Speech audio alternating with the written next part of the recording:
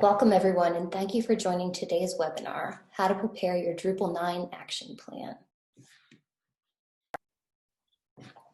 A little about us, Mediacurrent is the open source expansion partner.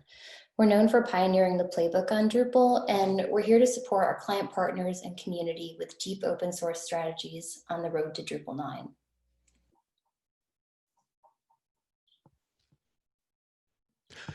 Good day, everybody. I'd like to introduce today's team. I'm Bill Shaouy. I'm Senior Business Analyst from Mediacurrent.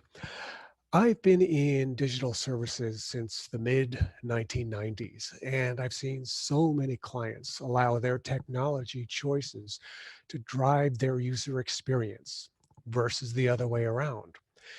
I feel grateful that I'm at an organization that adopts a human-centered approach. My role as a business analyst is to elicit, gather, and analyze our clients' requirements from a user-first perspective, allowing this to inform our technology decisions.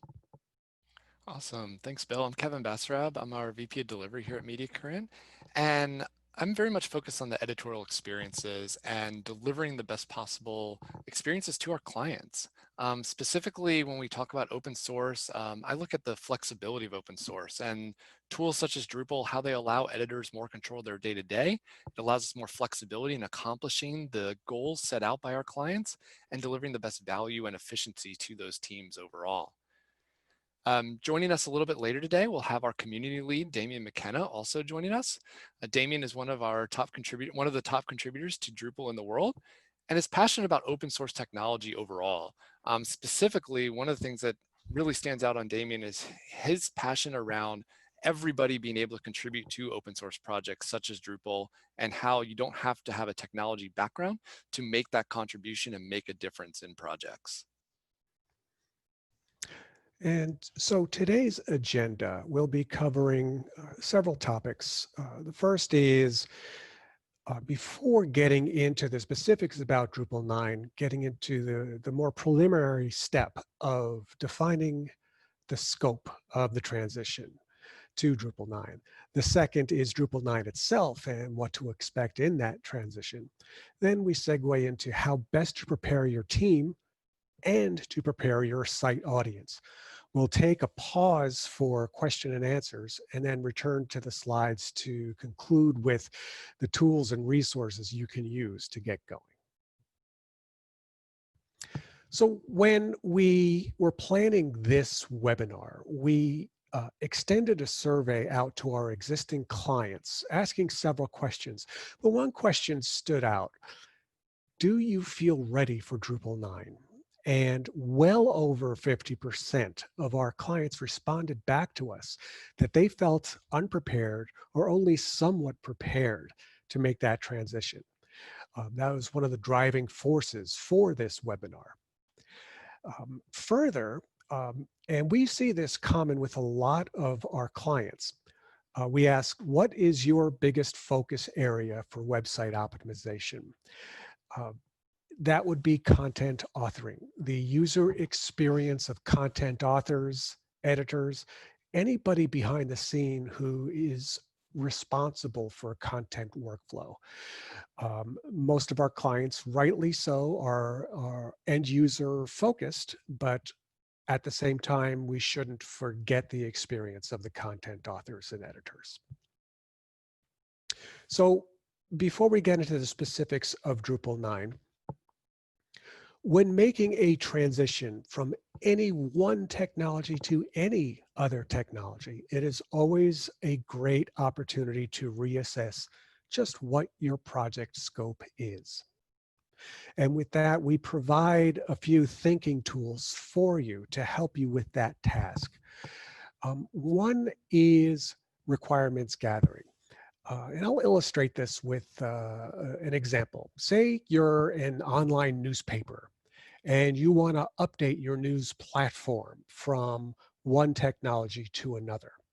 You could use this thinking tool called a context data flow to identify your human actors. Those are the human beings that interact with your system, including the data that goes into the system and out of the system. So for example, a human actor will be a content creator or a content moderator. The system itself is the main circle in the center. That's the news platform. And the arrows between the two are the data at a high level that flow back and forth. Also factor in your non-human actors. Those are the systems that the solution will need to integrate with. For example, the news platform may make an image request out to Flickr, which in turn sends images back. Now, for the technical people on this call, this serves a double purpose. Beyond describing project scope, it also serves as a direct input into your logical and physical architectures. But for the non-technical people of this call, it serves an additional purpose. It also makes clear who is not going to be an actor. For example, your online news organization will likely have a human resources department, an accounting department, etc. They may have some moderate interest in what is going on with the news platform, but they don't interact with the system itself. So a high level, what I like to call scope at a glance diagram is, in the way I like to see it, a visual contract between everybody in the organization on exactly what goes into the system. So if you were to zoom in on that big center circle, that's the boundaries of your system, you could break it up between its data and its processes. In other words, its nouns and its verbs. Let's take a look at the verbs. This is a functional decomposition. Essentially what it does is it takes a single verb phrase descriptor of what your system is, and then it breaks down into its constituent functions. So if you were to describe your system in one verb or one verb phrase, it would be report the news. If you were to break that down, it would be author article, approve article, and so on. And then each sub-process gets further broken down into children: create article, update article, etc. So what this does is it clarifies what processes are and are not included in your scope. Further, for the technical people in the audience, the very lowest level leaves very typically translate into swim lane diagrams for you to hand to your developers. Switching gears to what the downs are, that would be defining your entities and their relationships. So if we were to zoom in on one end user, that would be a customer. We could capture their name and phone number, but also in separate entities, capture details about their email, and in another entity, capture details about their address.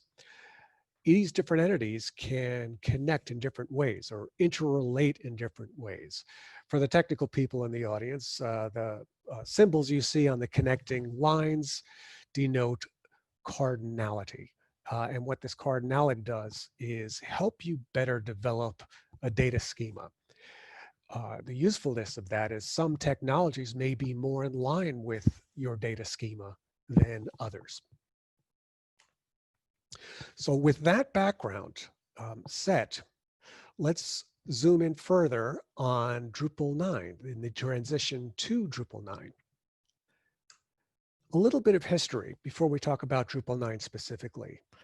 From Drupals 5 to 6, 6 to 7, and 7 to 8, it was usually a very significant code and architectural change in core Drupal. What this meant was the database itself changed, the core Drupal PHP code on top of it changed, the theme layer code changed.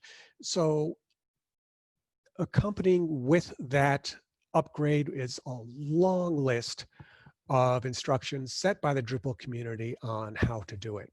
We found that rather than going through that long, complex, and sometimes error-prone process of making that upgrade, clients found it easier simply to rebuild their solution in the newest version of Drupal and then do a content migration from the old to new. Now, this was especially true in the transition from Drupal 7 to Drupal 8. The core of Drupal 8 was the first time Drupal switched from, again, for the developers here, switched from a procedural code base to an object-oriented code base. For the non-technical people, what this meant was more modularity, flexibility, extensibility, code reuse. But it did require a radical rewrite of core and contributed modules to do it. And on top of all of that, a new theme engine too, which again was more cleaner and more elegant in Drupal 8. But at the same time, it required a new skill set to create that new theme in Drupal 8. Long story short, the switch to Drupal 8 was the most labor-intensive upgrade yet of all of the Drupal transitions. So we could understand why one might have a little bit of trepidation in making the switch to Drupal 9. But the switch to Drupal 9 is different in that because the switch to Drupal 8 was such a significant architectural change, it was made for the long term. The architectural change from Drupal 8 to Drupal 9 is actually non-existent. The core and design and data schema are largely the same between Drupal 8 and Drupal 9. Really, the big difference is with Drupal 9 is a removal of Drupal 8's deprecated code. And that's all. And what deprecated means is older code whose functionality has been replaced by newer code. So when this happens, it's a best practice to no longer use the old code. So everybody's, if you're already on Drupal 8, everybody's code base is different. For development teams that are keeping up with this best practice, in theory, when Drupal 9 gets to release level, the development team has to do nothing because they've already removed all uses of deprecated code. For those development teams that haven't done it, then they have to assess where their code base is and use of that deprecated code and replace that deprecated code when done. So in this regard, the switch from Drupal 8 to Drupal 9 is evolutionary, not revolutionary. The Drupal 9 upgrade is a lighter technical lift. And so with that, there is an opportunity to make strategic improvements, particularly users, rather than putting all of your resources into the technical portion of that upgrade. So if you were in that position to make that decision and say, yes, we are ready to do it, then the best time to start is now. Yeah, that's right, Bill. And as Bill was describing, it is more of an evolutionary change and not a revolutionary.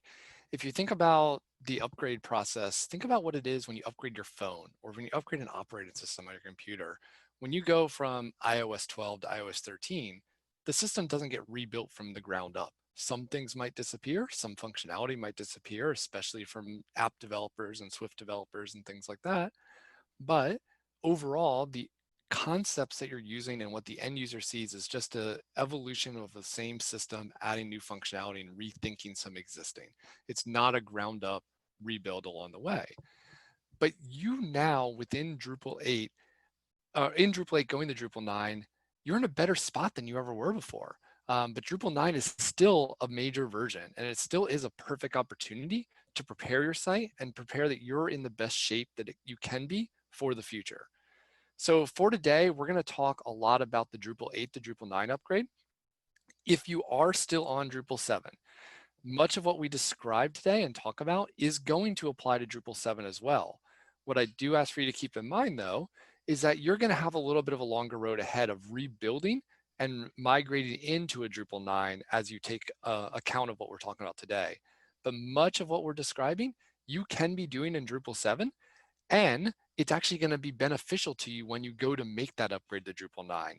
These are scope requirements, understanding what your editors are looking at, different things like that that are going to benefit you as you go into Drupal 9. So we're going to cover a couple different things along the way today to help prepare your site and prepare your experience overall. We'll talk a bit about preparing your team. We'll talk a bit about some more of the technical aspects you can be doing, thinking about upgrading to minor releases, diving in a little bit more to deprecation, as Bill was describing earlier. What developing a testing plan looks like, how that helps you on the long term, and then automation of your releases. We'll dive into more details about each of these, but just thinking about 5 key areas you can be thinking about along your site production that are going to help you in this transition to Drupal 9. So let's first think about what we do for preparing our team.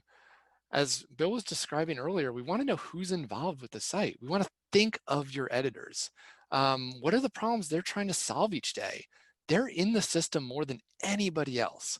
And we saw from our survey results earlier that content authoring is the biggest thing that people are interested in achieving on their sites over this year. And there are a lot of reasons for that. We can think about, we've put that big investment in from going to Drupal 7 to Drupal 8. We've done a rebuild of our site. We went to that MVP, and now we're trying to iterate and get to really our long-term business goals. But a big part of that when we did our MVP and did our initial builds of the site was to consider the long-term aspects of the site and get the site up and running for the end user. We might not have dove as far into what our editors were going to be doing or thinking about their day-to-day. So let's get them involved. It's really about content management and not website management in the end. What frustrates your editors? Are there features that they're using that just aren't working anymore, that they're not using anymore? There are things that made a lot of sense when we built the site or when the site launched, but maybe now a year or 2 down the road, or maybe 3, they're just not making any sense for where your business is today. Businesses evolve over time. Your site should evolve over time. And just like we can incrementally prep our site for Drupal 9, we can also incrementally improve the experience for our editors. So before you do anything else in your upgrade process, I ask that you look to your editors, talk to them about the upgrade process, understand what their workflow looks like from a day to day, and make them part of the core website experience. Involve them, get their ownership on the site, and make them your biggest ally. They're going to be the ones that are owning, they're going to be the ones that get you the best feedback. They're going to be the ones that actually help build the site and grow it to what its future potential can be. So involve those editors along the way. As we dive a little more technical into it, we want to think about where are we going in terms of upgrading to our minor releases. Drupal 8.8 is the current latest and greatest. If you've been upgraded and keeping up on Drupal point releases since Drupal 8's come out, you're in a great spot right now. If not, now's the time to start incrementally doing that. And as you approach each of these various minor releases that Drupal has rolled out, 8.4, 8.5, 8.6, and so on, it's a new iteration for Drupal. What's never happened before in a Drupal 7, Drupal 6, all the way back to my starts in the Drupal 4.7 days, is you never had these massive feature changes happening within one version of Drupal. That would have to have waited in the past to Drupal 9. Now you're able to evolve the site over time with these 6-month release cycles. So as you think about, are you on 8.6 right now and need to get to 8.8? Look at the Drupal roadmap that I've linked here on the slide. Look at what features were added and think about what the longer term strategy is for you to migrate into those core features. The best example that I like to go back to is media. Media has been a contributed module for the longest time, and then it evolved into a core module as we went into 8.4. And we've started to move past the contributed areas into what core supports out of the box. So think about how you migrate your content and your features into what core provides. We also want to think about, with that, your PHP upgrades along the way too. PHP is something that comes up out of the blue a bit more for people, especially a couple of years ago. We went from PHP 5 into PHP 7. It's upgrading now faster than it ever was before, similar to all technology. Drupal's upgrading faster. Symfony, the underlying parts of Drupal are upgrading. Your phone, your computer software, everything's upgrading on a much faster scale than it ever was before.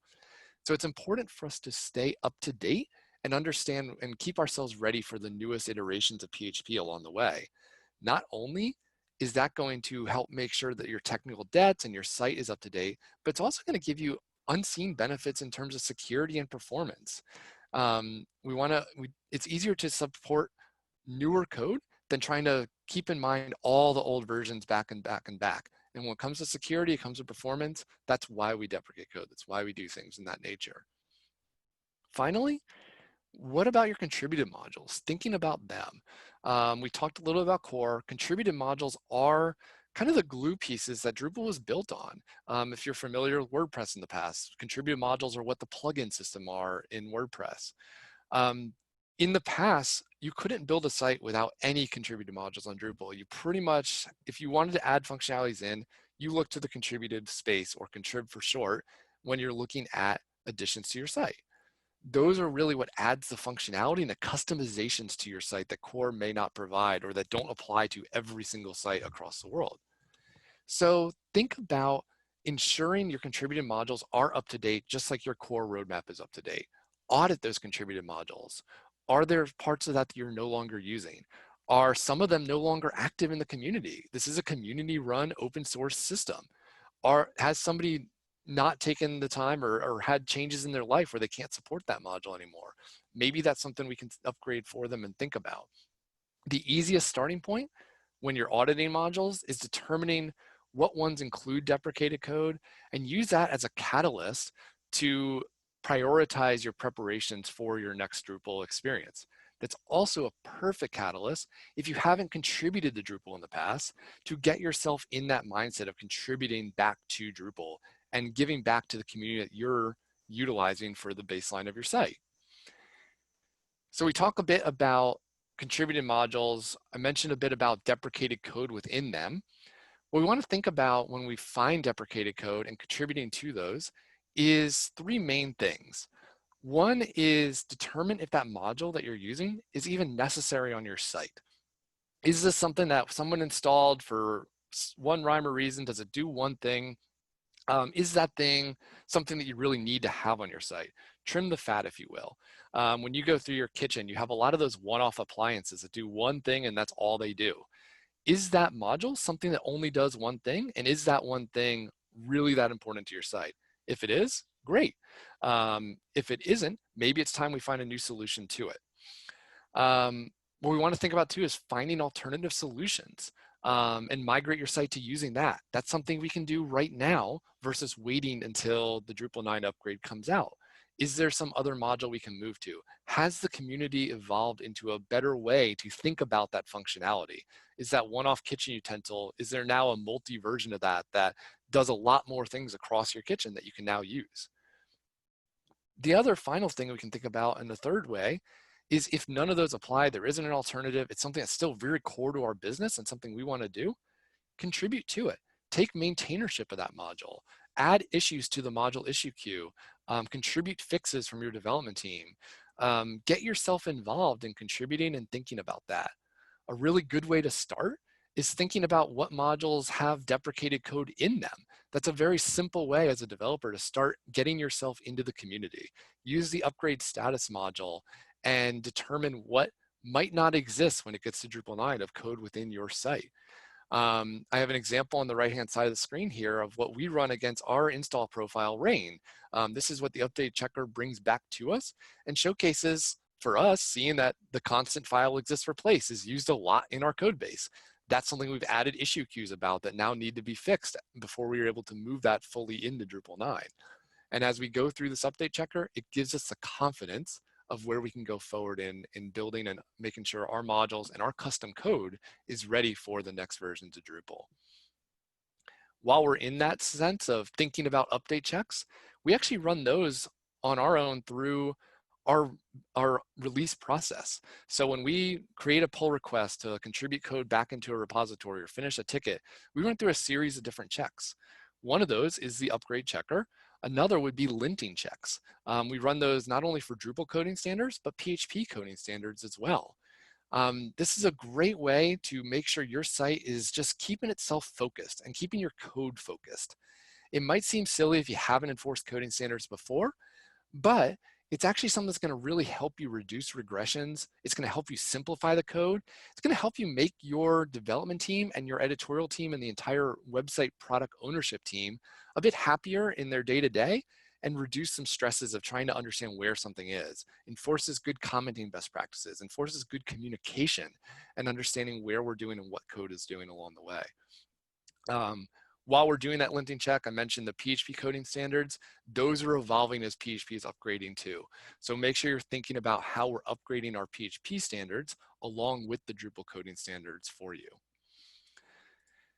Diving a little bit more outside the technical weeds of Drupal, but thinking more into coming back to our editors and the product ownership of our entire system.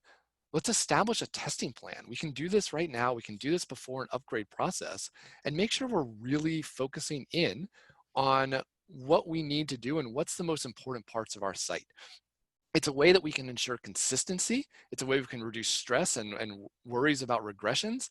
And it's a way we can also give ourselves confidence in that when we change out a contributed module or we update something, a new functionality, that we're not going to break things unbeknownst to us because we have a good testing strategy. We've identified the most important parts of our site. Getting editors involved, as we talked about earlier, is a perfect way to start doing that.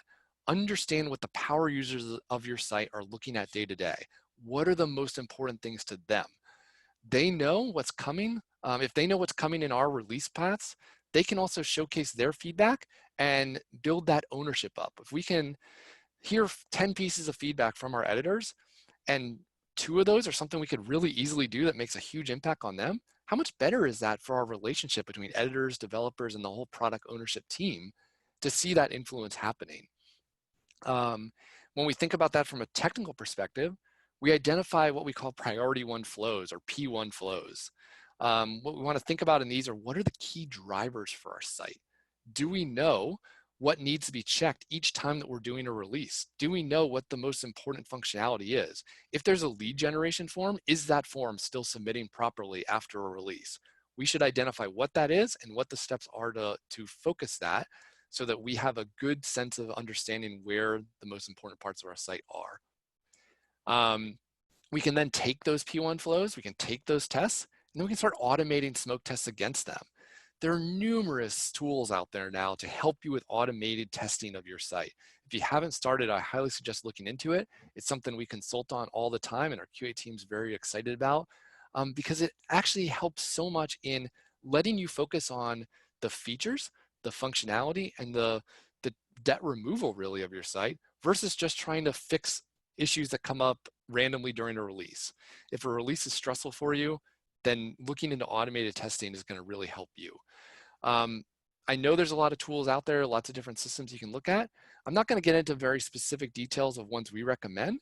I'm happy to talk about that after in another call, but what I encourage you to do is try a couple of them and try them on a small scale.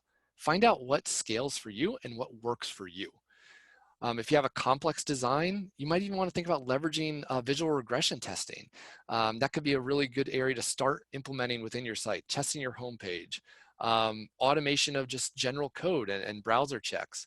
These are a great way to look at complex user role and permission systems. If you have a lot of users logging into your site and complex user systems, that takes a long time to manually check. Think about that as a starting point into automation. Think about the things that take you the longest time in UAT, the things that take you the longest time to QA, or the things that have caused the most stress and problems for you in past releases, and try and build yourself into that. You don't need to do all of that at once to have a successful testing plan and a successful testing strategy. Starting a little bit at a time is going to make a much bigger difference, and you'll get most of what you're looking for covered in a much shorter period of time than you think it's going to take. Finally, you can think about speeding up your releases by automating your releases. I encourage doing this kind of in parallel to a testing plan. It's even better if you have a great testing plan already established, but this is again a very repeatable part of our process and our site. Releases should be the most consistent thing your site is doing.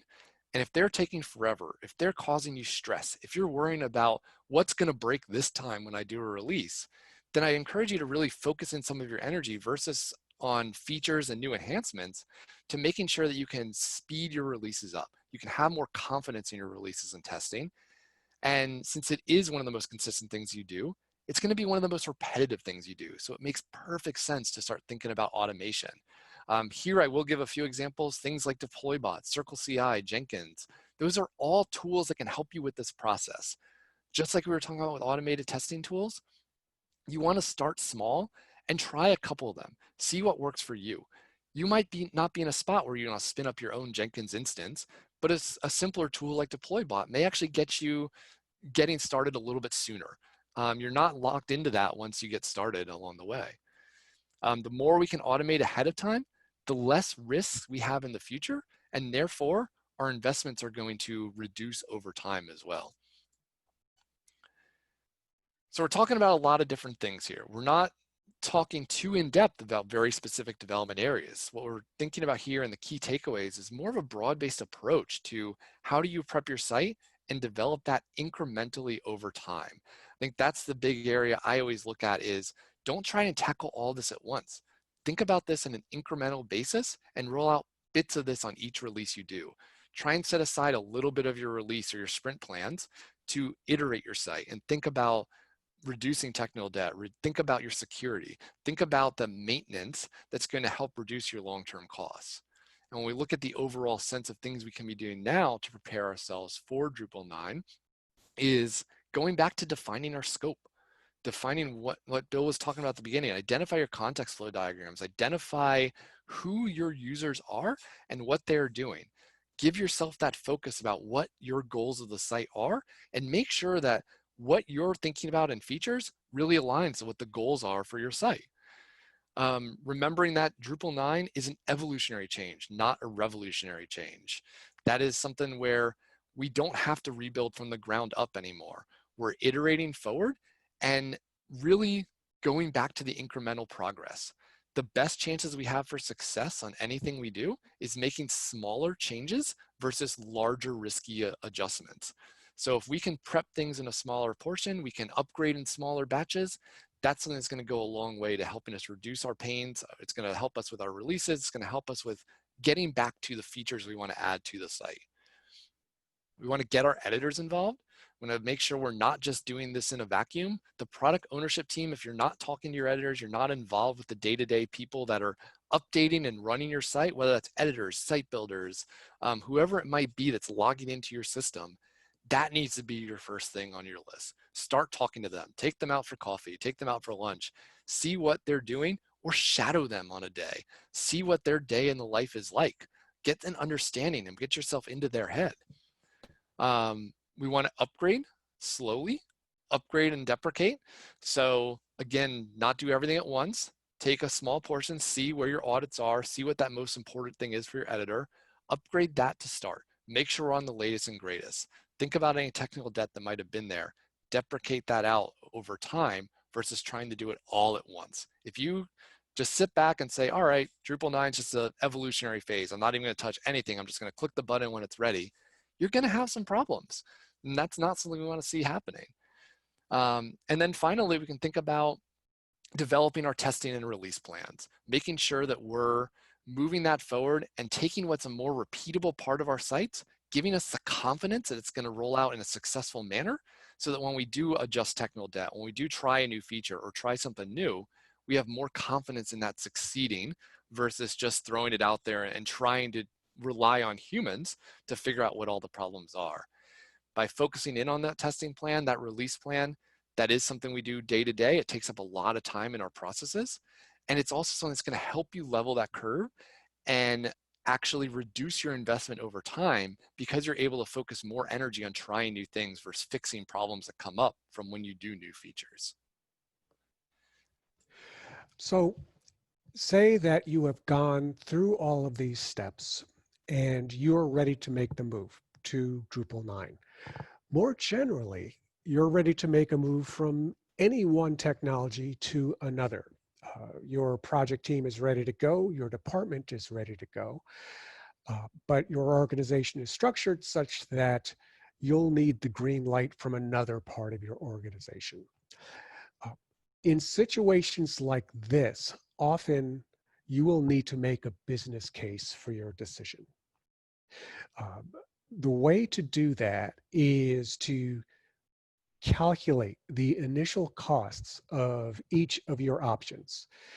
Typically, one will cost more than the other, but also factor in the initial benefits of each of your options as well, be they increased revenue or decreased expenses or both.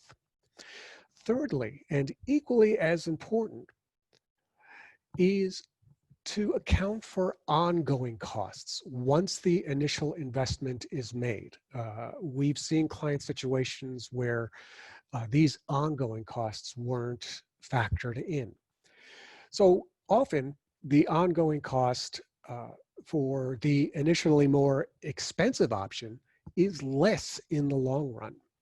So a business case can clarify when such an option can start paying benefits.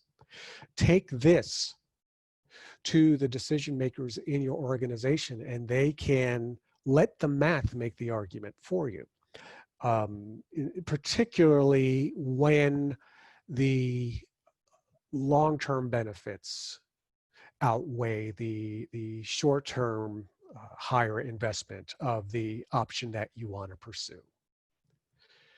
So we have a few more slides to go, but I'd like to pause here. We have our community lead, Damien McKenna, with us now. And so Kevin, Damien, and myself will field any questions that you have. Tara, can you summarize the questions that have come in so far? Yeah, absolutely. Thank you, Bill. And Damien, looks like you just joined. Can you give us a shout? Hello there. Hi, Damien. Thanks for being on with us. Thank you for having me. Of course. Yeah, we do have a couple questions from our audience here today, and everyone feel free to keep submitting questions as they come across to you. We'll start with an easy one. We had a couple people asking how to get the presentation recording. And if you missed it at the beginning of the presentation, we will email the recording to everyone who attended today, and we'll also post to our website, mediacurrent.com, so you can check there. Let's see, another audience question that just came in. Are there any contributed modules that will make it into Drupal 9's core? So, as has been mentioned, everything that is in Drupal 9 started life in Drupal 8 and was added along the way over the course of development. I guess the big difference this time around is that with Drupal 9, things have been removed that were in Drupal 8. There are a couple of deprecated modules like Simple Test and Place Block that were removed because there were better options for handling those, or people were just not using them anymore. But you can find all of the new functionality that is in Drupal 9 by just installing Drupal 8.8 today.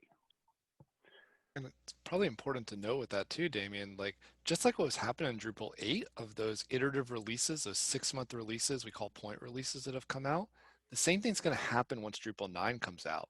So to that question, you're actually going to see as Drupal 9.1 comes out or 9.2 comes out, you'll probably see more of those contributing modules going into core at that point, probably starting out as experimental, try them out a bit, and then they'll land more stable in a future release, and you'll see that iteration happening. So getting yourself into the zone now about upgrading to minor releases, keeping yourself up to date versus just waiting for a security release is going to really help you on that long-term maintenance platform for your site and your architecture. Great, thanks. Another question, this might be one for you, Damien, that came in. But besides Drupal.org/project/upgrade status, are there other recommended contrib to help perform your audits? So that is kind of the central focus or focal point that the community has been using in preparation for Drupal 9, and as a result, any additional things that are created. For example, a tool was written for reviewing the actual code base itself. That was integrated into upgrade status. So at the moment, I do not believe there are any additional modules that are of particular use. That said, it does provide a wealth of information and is a great starting point for auditing. Gotcha. Thanks, Damien. This is a little bit more of a general question, and KB, I think you spoke a little bit to it, but maybe we could take a deeper dive. One of our audience members was wondering if the strategies that we've covered in this presentation, do they apply if you are on a Drupal 7 site? They 100% do. It's a great question because even though we're talking about a lot of different things of upgrading to minor releases, analyzing our code, thinking about that, all of it comes back to what is the core functionality we're trying to accomplish with our site and our infrastructure.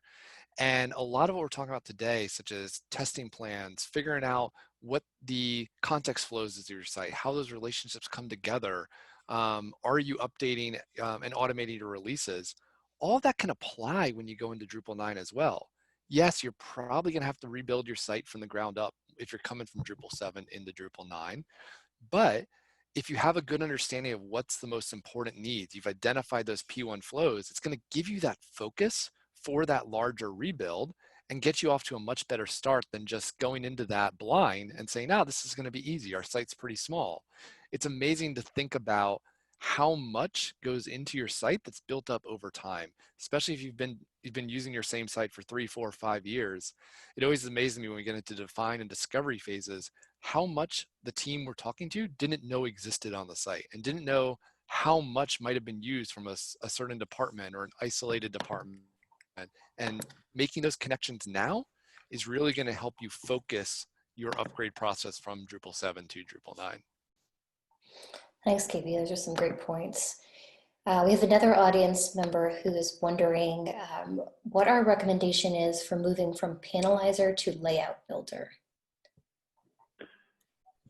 I'll take this one, seeing as I have maintained Panelizer for a number of years. The current plan is to keep Panelizer 5 going as basically a solution for migrating to Layout Builder. It covers certain use cases right now. The goal is to keep it compatible with Drupal 9 to help migrate projects towards using Layout Builder, and issues that any additional scope that people identify, please can be opened as a new issue, and we will try to cover that. Awesome. And this might be another one for you, Damien, but looking beyond the initial release of Drupal 9, are there any new features that are planned for the future of Drupal 9? Yes.